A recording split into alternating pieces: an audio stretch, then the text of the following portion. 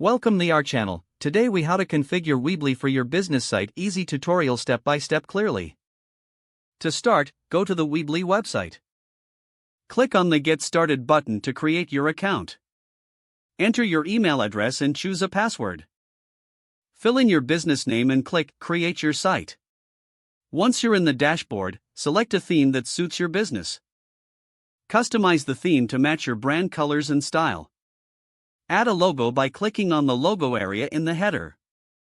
Next, navigate to the Pages section on the left menu. Create a new page by clicking on the Add button. Choose the type of page you want, like standard or blog. Edit the page title and settings to reflect your content. Click Save once you've made your adjustments. Now, go to the Build section to start adding content. Drag and drop elements like text, images, and videos onto the page. To add a contact form, find the contact element in the toolbar. Place it where you want visitors to reach you easily. Adjust the settings for each element to personalize them further. Next, set up navigation links for easy site navigation.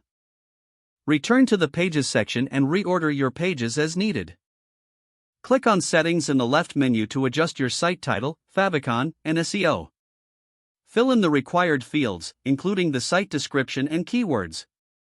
Once ready, preview your changes by clicking the Preview button. If you're satisfied, hit the Publish button in the top right corner. Your site will be live and can be shared with customers. Regularly check back to update content and keep your site fresh. If the page does not load, refresh the browser or try again in a private or incognito window. Make sure you are using the correct email address, then retype it carefully to avoid small typos. If your password is not accepted, use the Reset option and create a new strong password you can remember. Check your spam folder for verification or security emails, then complete any requested confirmation steps.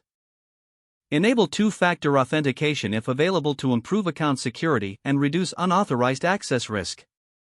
Don't forget to like this video and subscribe to our channel for more step-by-step tech guides.